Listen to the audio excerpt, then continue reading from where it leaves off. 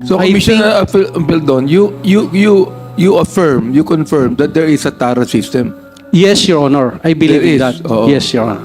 And you believe that to be legal. Pakiuli, sir, di ko na Do kuha. you believe that to be legal? It's The criminal. TARA system is legal. It's criminal, Your Honor. It is illegal. Yes, Your Honor. Illegal yan. Yes, Your Honor. But you know that there is. Of course, Your And I you know, did Your not Honor. do anything to stop it. I did a lot, sir, Your Honor. Kung meron kayong alam na erring BOC officer na tumatanggap ng TARA, ay pwede nyo bang ireklamo, pumunta kayo sa opisina namin at ibigay nyo sa amin yung pangalan. Sir, Wala after bang- 6 months, Wala bang sinabi sa'yo? Meron ka pa salita, Commissioner. Wala bang binanggit sa'yo mga pangalan ng panahon mo? Wala ba? sir, nag-appeal ako for 6 months. Of the 12,000 importers and brokers, kahit Wala. isa sa kanila, walang nagsabi na mayroon tumatanggap ng TARA. So that is our problem. No one is willing among them to complain kung sino yung taga-BOC na tumatanggap. Ibig sabihin, natatakot po sila magsalita pag wala kayo natatanggap na report. Nakakapagtaka po naman, Commissioner Peldon, pakituruan niyo po ako na hindi niyo po alam kung sino yan, samantalang kayo pong Commissioner. Your Honor, ang hirap pong mag-akusa ka na wala kang ebidensya. That's why sinasabi ko, tama po, I believe na may TARA. That's why in my first 6 months, I appeal to them. Please go to our office and let us know kung sino po itong Meron ka bang tumatanggap ng salita? TARA. Hindi talaga maalis ng korupsyon. Pag ganyan, Ang pinag-uusapan po natin dito is not only misdeclaration but even non-declaration. Paano kung may magpasok ng bomba? Paano kung may magpasok ng mga firearms and ammunitions without the necessary declaration? And what if the consignee, the end user of this importation, are terrorist group? I hope we appreciate the possibility na baka hindi lang po income ng gobyerno ang nawawala. Baka hindi lamang po batas ang nava-violate. Mr. Chair, I lament that with that existing system as alleged by our resource persons, we are compromising already even the national security of our country. That is a manifestation, Yes, Mr. Chair. thank you so much. Based on my information, ito daw pong good declaration na ito ay isinasubmit sa BOC within certain number of days before the arrival of the shipment.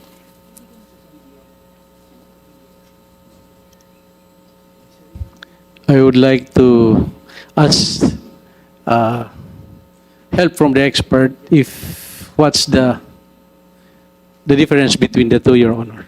I see. And based on your knowledge, Commissioner Feldon, ano bang purpose nitong good declaration?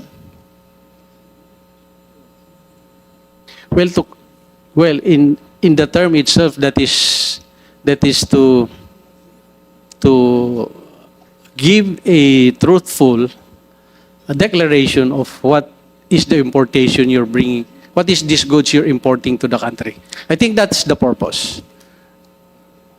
Perhaps it describes also the type of goods and the quantity and the value. That's why my assumption is this is the packing list, because that is where the specific type of good quantity is being declared. Tama po bang sabihin, Commissioner Feldon, na on the basis of this declaration of goods, the BOC is able to determine whether it will go through the yellow lane, the green lane, or the red lane? Does this good declaration has something to do with the lane where the shipment will go through? Yes, ma'am. There's an office in the customs that does the vetting of those declaration of good. It is our risk management office. Once all those documents were submitted to the customs, they will start to run that into our system, whether this importation will pass through the physical inspection upon arrival in our ports, or X-ray, or will go to the fast lanes. So it's another office that does the vetting of those actual importation. Our office is called Risk Management Office, Your Honor. Let me go back to Mr. Taguba. Is it on this stage that the process or the system in the BOC is being manipulated by the TARA system? Yes. Yes, Your Honor. And which office is responsible to determine under which lane the shipment must go through? Yung mga ano po ba yan? Mga yellow lane, red lane, green lane. RMO po ata. Anong tawag po sa opisina? RMO. Ano pong ibig sabihin ng opisina na yon? Risk Management Office. Kung di po ako nagkakamali. So this is the same risk management office that was mentioned by Commissioner Faeldon. Mr. Chair, considering the vital information, I believe, which can be shared by the RMO with respect to the alleged manipulation of this yellow lane, green lane, red lane in relation to the TARA system, I humbly move that we invite for our next hearing the head of the Risk Management Office of the BOC. Second, Mr. Chair. Okay, there's a motion to invite the risk management officer of the BOC, the head. Duly seconded. Any objection? Hearing none, the said motion is now approved. Mr. Taguba, kung ako mag-i-import ng firearms and ammunition, but I will be enrolling myself in the TARA system, alleged by you. So mapupunta ako sa green lane, exempted ako from document inspection, exempted ako from physical examination, malulusot ko ang firearms and ammunitions without knowledge at all of the BOC. Well, unang-una, hindi po ako papayag na magpasok ng ganyan. That is only an assumption. That is a hypothetical question. Pero, yes po, Your Honor. Yes, because you said the reason why you enrolled yourself to what you allege as Davao Group is to be able to avail of this TARA system, which, as described by Mr. Guban, has been existing in BOC since time immemorial. And the significance of this TARA system, kapag nag-green lane ka, exempted ka sa document inspection, exempted ka din sa physical examination. Do you confirm that? Yes, sir. Pwede ko po bang dagdagan yun? Hindi naman po, katulad po ng sinabi niya, time immemorial po, nandiyan na po yung TARA. Hindi po naman namin ginusto na pasukin yung TARA system na yan eh. Kaya naman ginagawa yan, siyempre yung mga negosyante, kung makakabawas ka ng babayaran, gagawin mo. Lalo na kung itong mga For some, yes. ito pong But for nagpapakonsolidate. some, there is intention really to bring in contraband. Yung iba ang gusto magtipid lang. Pero yung iba, chances are, the intention really is to bring in prohibited items. Would you agree Yes. with me? Yes, Your Honor. Pero katulad po ng sinabi ko, paano naman yung mga maliliit na nagnenegosyo? Kung yung kalaban nila na nagnenegosyo din, dumadaan sa TARA system, sila naman hindi. Paano nila maibibenta yung mga produkto nila na hindi nila kayang tapatan yung presyo ng mga taong yun? That is just a portion of a bigger perspective, Mr. Taguba. I am more alarmed about the national security of the country considering the manipulation of the entry of goods inside the country.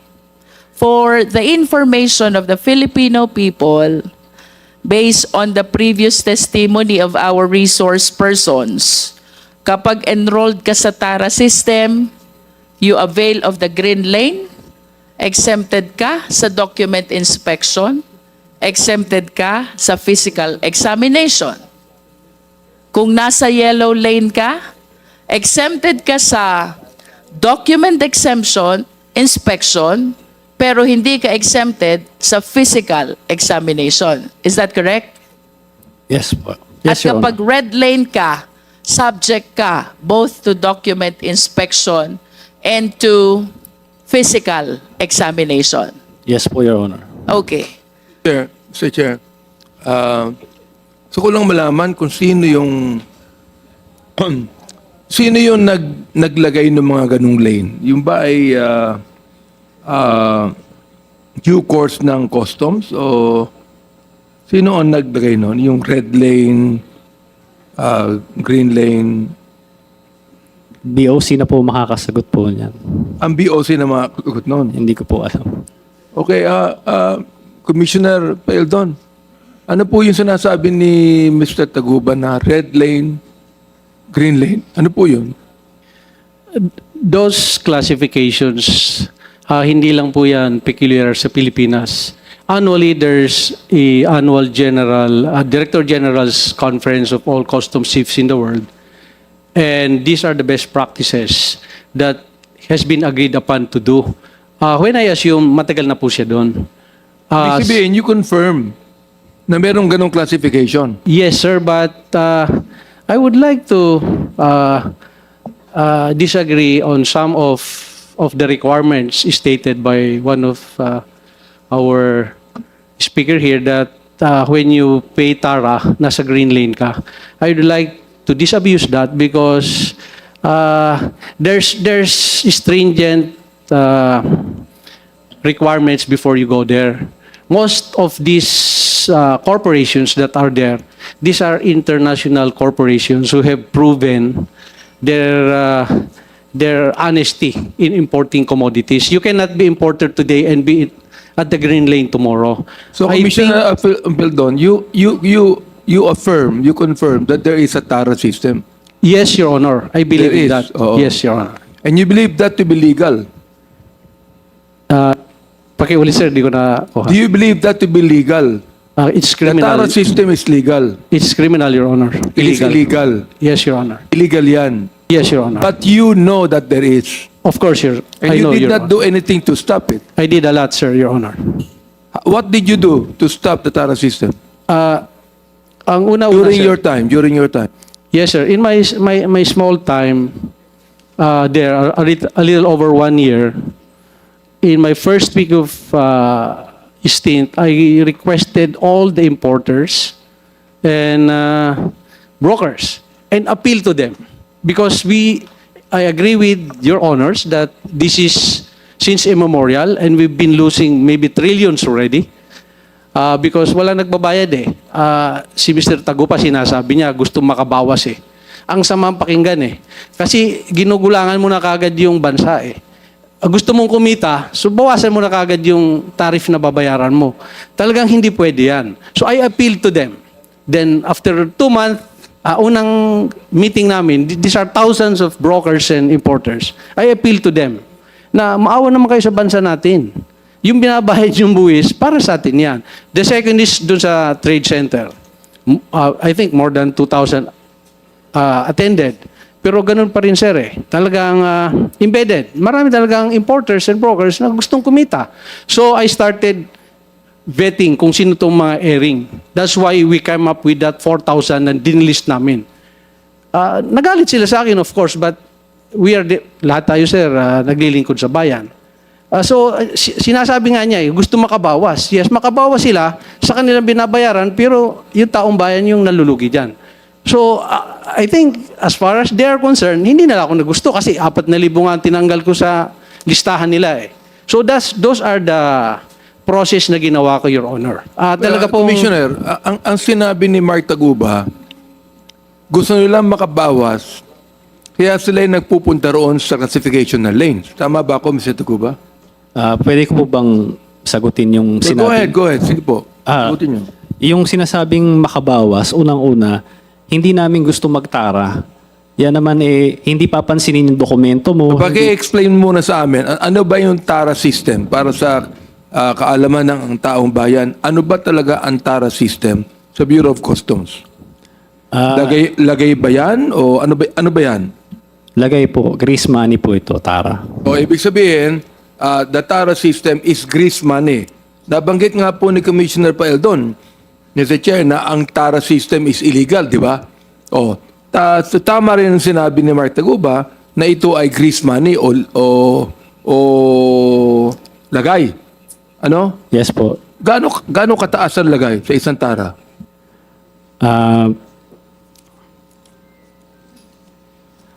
Maabot po ng 10,000 kung di po ako nagkakamali Per container? per container. Depende po sa opisina. Pero- Anong gusto mo ipaliwanag kanina? Gusto ko lang ipaliwanag na sinasabi niya na yung mga nagpaparating ng mga produkto nila gusto makabawas kaya nagtatara. Unang-una, hindi nila kailangan magbigay ng tara kung maayos yung BOC. Kung inaasikaso yung mga papel at hindi kailangan magbigay ng buwis para lang asikasuhin ka, walang magbibigay ng tara. So, sabi nga ni Jimmy Guban dito, time immemorial, nandiyan na yan. So, dapat ang ano dyan is yung tara, kung wala yan, yun yung pinaka-problema eh. Hindi kailangan ng mga nagpaparating ng mga produkto na may tara. Kaya sila nagtara kasi yung mga kakumpetensya nila, mas mababa yung binabayarang buwis. Paano ka makikipagkompetensya sa kanila kung mas mababa yung buwis nila? O Commissioner Peldon, kanina nabanggit mo na nababawasan yung ibinibigay sa bayan, no? Itong tara, hindi naman sa bayan ibibigay ito sa bulsa eh. Di ba? Yes, Your Sa Honor. bulsa na ibibigay yan eh. Yes, Your Paano Honor. may papaliwanag mo sa amin ngayon na nababawasan yung ibinibigay na dapat na ibigay sa bayan natin? Tama po kayo, sir. That's why yung first meeting ko sa kanila, this is exactly how I appealed to them. Kung meron kayong alam na erring BOC officer na tumatanggap ng tara, ay pwede nyo bang ireklamo, pumunta kayo sa opisina namin at ibigay nyo sa amin yung pangalan. Sir, Wala after bang- 6 months, Wala bang sinabi sa iyo, meron ka pang salita, Commissioner? Wala bang binanggit sa iyo mga pangalan ng panahon mo? Wala ba? sir, nag-appeal ako for 6 months. Of the 12,000 importers and brokers, kahit Wala. isa sa kanila, walang nagsabi na mayroon tumatanggap ng tara. So that is our problem. No one is willing among them to complain kung sino yung taga-BOC na tumatanggap. Ibig sabihin, natatakot po sila magsalita pag wala kayo natatanggap na report. Nakakapagtaka po naman, Commissioner Peldon, na pakituruan niyo po ako na hindi niyo po alam kung sino yan, samantalang kayo pong Commissioner. Your Honor, ang hirap pong mag-akusa ka na wala kang ebidensya. That's why sinasabi ko, tama po, I believe na may tara. That's why in my first 6 months, I appeal to them. Please go to our office and let us know kung sino po itong Meron ka bang tumatanggap salita? ng tara. Hindi talaga maalis ang korupsyon. Pag ganyan. I would Ngayon, like to ask also, sino po yung ating ano ngayon? Commissioner La Peña, kayo po ngayon ng ano? Sino ang ating ano ngayon? Sino ang ating BOC ngayon? Mr. Chair, Sige po. I just want Yes. to manifest that I am Yes. yielding whatever time is remaining for me to Chairman Abante as I need to move to my other committee for a hearing. So you're yielding your time to... Yes, Mr. Chair, and I am soliciting the Because the, permission of the chairman to leave this because committee the hearing. interjection was so long. That's the reason why? Okay, thank you so much, Congresswoman Jinky Luistro. You can proceed. Mr. Chair, that was not Co-chair. actually interjection. It was actually Commissioner Mr. Chair, Congressman Luistro Mr. Chair. has already this one is very Yes. short, really. This one is very short, just to wind up. Okay, Congresswoman Jinky Luistro, you are recognized. About the manipulation of the yellow lane, the green lane, and the red lane. Yung sinasabi po ni Mark Taguba, gusto makabawas, gusto makatipid. That is in as far as the revenue generation perspective of the government is concerned. But I wish to invite the attention of the committee to a bigger perspective. Ang pinag-uusapan po natin dito is not only misdeclaration, but even non-declaration. Paano kung may magpasok ng bomba? Paano kung may magpasok ng mga firearms and ammunitions without the necessary declaration? And what if the consignee, the end user of this importation, are terrorist group? I hope we appreciate the possibility na baka hindi lang po income ng gobyerno ang nawawala. Baka hindi lamang po batas ang nava-violate. Mr. Chair, I lament that with that existing system as alleged by our resource persons, we are compromising already even the national security of our country. That is a manifestation, Mr. Yes, Chair. thank you so much. And with that as well, ano, kasi medyo meron lang ako itatanong ano, sa mga naging commissioner ng BOC. Kasi pag may mga nakakalusot no, sa atin, katulad ng binabanggit ni Mark Taguba, ay nag-i-issue tayo ng ano, di ba? Minsan hinahabol natin yan, di ba? Nag-i-issue tayo ng parang letter of authority para doon po sa mga illegal goods na nire-raid natin sa mga warehouses. Is this a correct assumption? Kay Mr. La Peña and Mr. Paldon, you can answer both. Yes, sir. The commissioner is granted by the new law, Customs Modernization and Tariff Act of 2016, to issue search warrant as far as imported commodities are concerned. So Yes. the customs can issue search warrants and confiscate smuggled commodities. Your Yeah, Honor. okay. So, may mga ini-issue tayong letter of authority.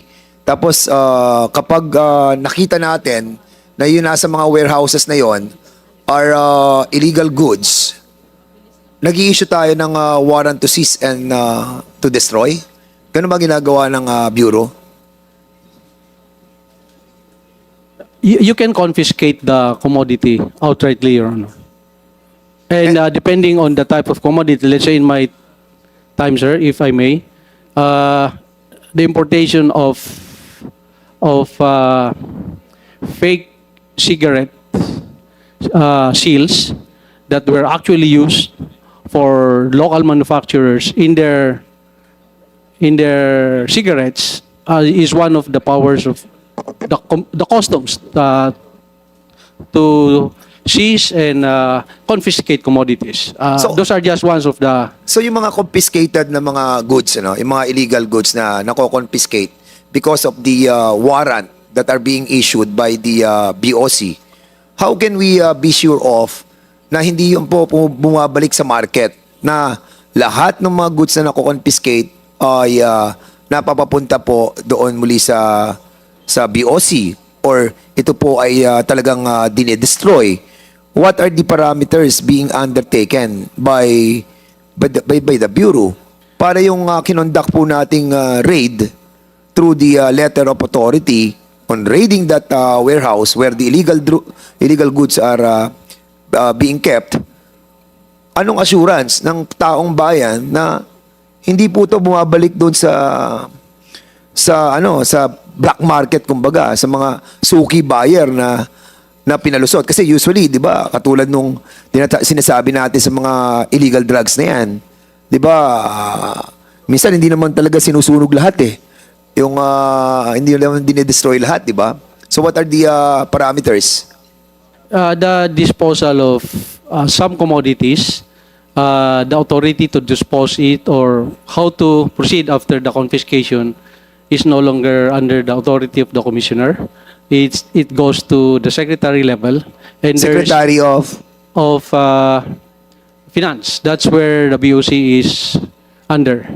So for like perishable items, talagang let's say sibuyas, nabulok na yan doon sa pier, pinoprocess pa yung disposal niyan. So there's specific parameters on how these commodities are being disposed of. But for the recyclable, let's say for the cigarette, hindi mo yan basta-basta lang itapon kasi yung shelf life time niyan is mahaba. So even the highest government meron siyang power to to address how these confiscated commodities are to be disposed of. Mr. So Chair, hindi lang talaga commissioner lang, Your Honor. So, dito sa mga raids that are being or were being conducted noon before, meron na bang naging successful yung mga kinasuhan natin? Kasi in the first place, dapat, di ba, kung nag-grade tayo, tapos na-confiscate natin yung mga illegal goods sa isang warehouse.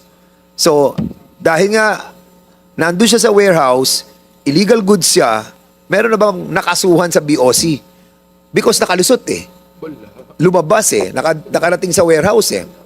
And we have numerusa, marami tayong mga raids that were conducted that was issued by the commissioner ng letter of authority para mag-search ng mga illegal commodities.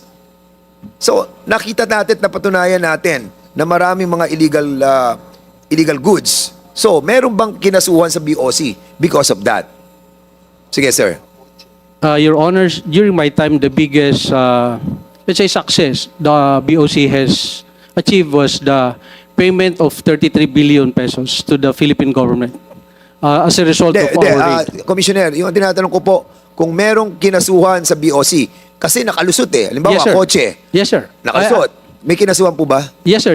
Yung Mighty Cigarette, we raided that, we filed a case, and they settled to pay the government 33 billion pesos. That's the biggest during my time. Aside from that, kasi siguro we need to find out, no?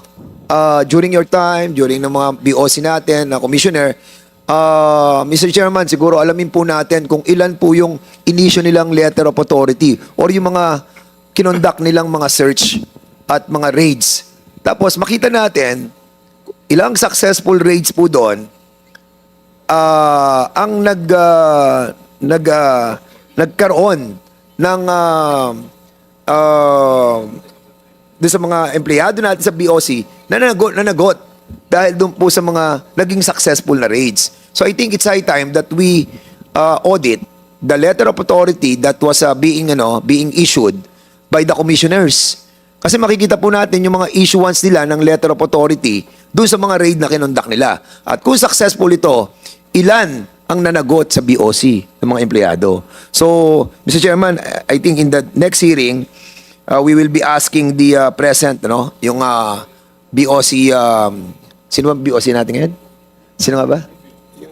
Si Rubio, to submit to us yung mga letter of authorities that was issued by the different administration. And at the same time, makita din po natin yung warrant nung cease and destroy, yung WSD na sinasabi. Kasi nga po, kasi dito rin po tayo nalulusutan eh.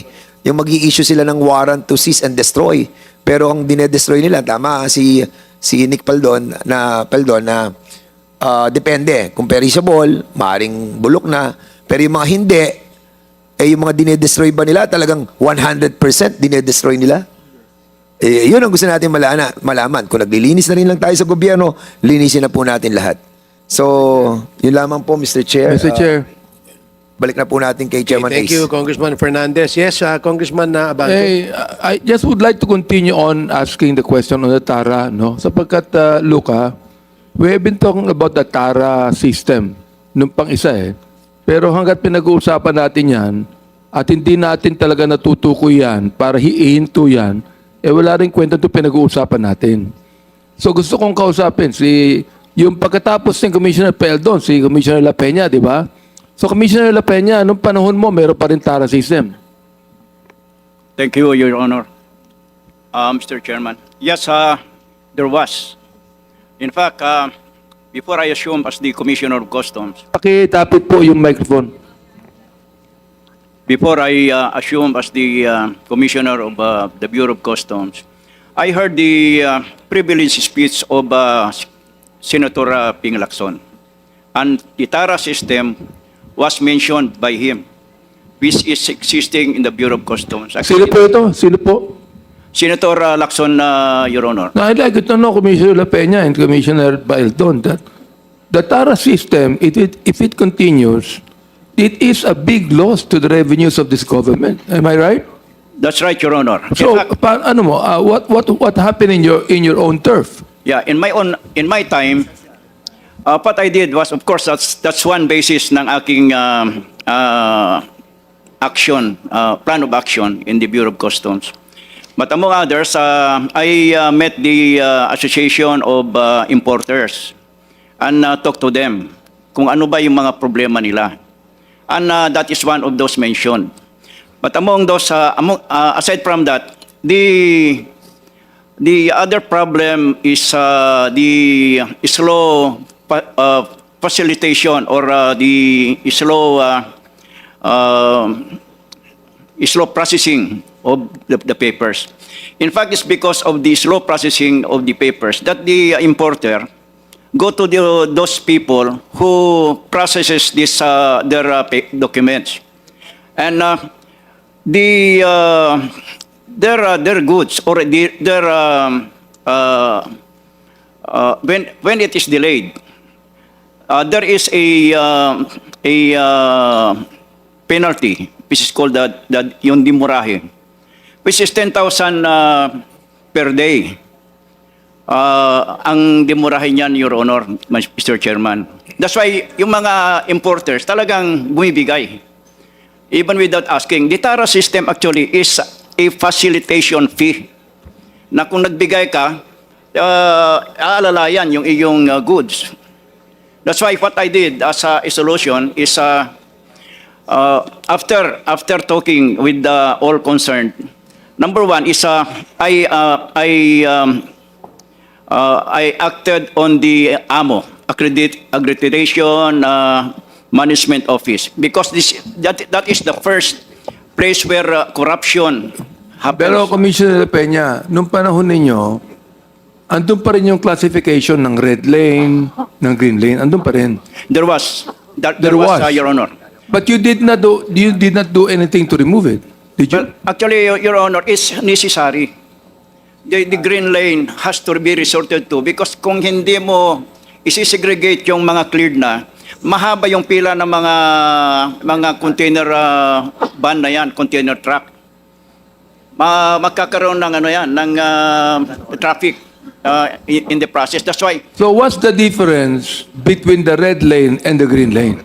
the green lane is cleared already, Your Honor. The red lane, these are the one that is subjected to a more strict scrutiny, passing through the X-ray. Tama po yung sinabi ni Mark Taguba na pag nasa green lane ka, hindi na binubusan yung container, hindi na masyadong ina-examine yan. Yan ay talagang diretsyo na, ganun po ba? That's right, Your Honor. Therefore, talagang hindi mo mawala ang korupsyon, Commissioner La Peña, because of that. Am I right? Yeah, yes, Honor. But there are ways how to address that situation. And as I have said, we have to talk with the personnel, customs personnel, to move faster, to act faster on the papers of the importers. And I have a study, a plan. Actually, I have started already the automation of customs. And if we automate, that will reduce the processing of papers, Your Honor, and that will address the corruption actually that has been prevailing in the Bureau of Customs. And there will be less human factor or human intervention. I saw those automated customs in the Kota Kinabalu customs facilities. You cannot see brokers in that area, but the container vans passes through na walang intervention, but they are subjected to X-rays. So it is you can collect more revenues. Siguro yung if we will go automated, the cost of automation is bak isang taon lang yan, iba mababawi na yung X-ray machine na yan o yung automation, I mean.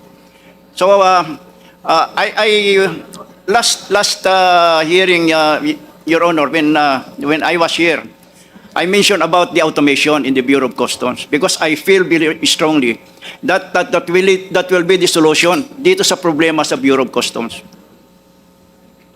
The Commissioner, both of you know, the digitalization of the agency like the Bureau of Customs was started during the time of President Ramos. I'd like to find out from you, what happened to the digitalization of the agency? Because, as you have said, that is one way to curb corruption, to digitalize the Bureau of Customs. We were talking with the Bureau of Internal Revenue chairman today, and he told me that that is one way to curb corruption. Digitalize mo ang agency ng ating pamahalaan. So, ano po ang ginawa ninyo? Uunahin ko si Commissioner Peldon. What have you done as far as digitalizing the Bureau of Customs? During my time, sir, there is, in fact, in the previous administration, there was an allocation of 400 million pesos to computerize customs. But it was subject to court litigation. So, it was never implemented during my time because the 400... Commissioner, because there are some people there in customs who are actually against it. So they can continue the corruption. Am I right? It can be assumed that way, sir. But only assume that way, Commissioner Peldon. It is true. Di ba? That's the reason why merong court case dyan, napatagal yung digitalization dyan. Hanggang ngayon, Commissioner La Peña, how many percent of the Bureau of Customs are actually digitalized Well, during your time? yeah, in my time, Your Honor, the offices have computers, are computerized. But I am referring to the computerization of the importation process, Your Honor.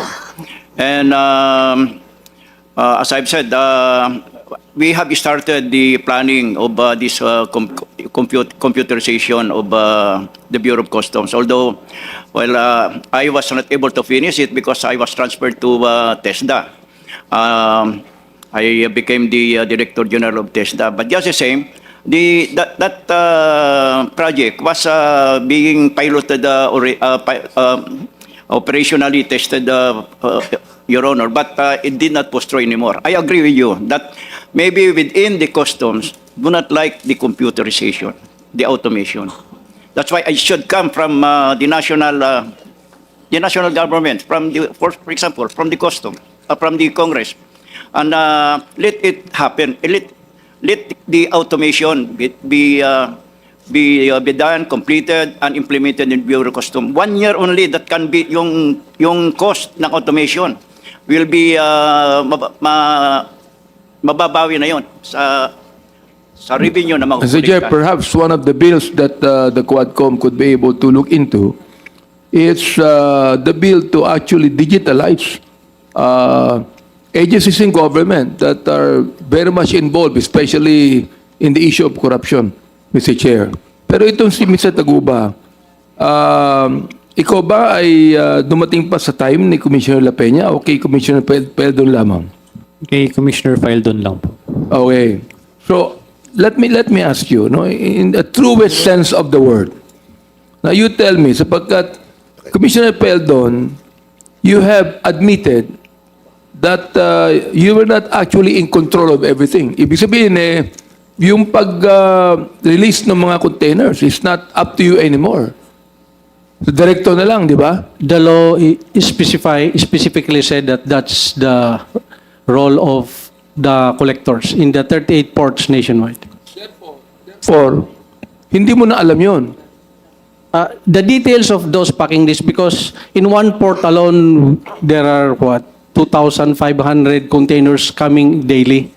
So talagang napakarami. That's why the new law delineate the role of the commissioner and the collectors nationwide. Because commissioner cannot go to that 38 ports and inspect those What commodities does the coming in. custom police do? Do you have enough policemen in the customs branch that are actually looking into it? Hindi ba sila ang dapat managot diyan? I think just like the other government agencies, we lack manpower as far as the customs police is concerned.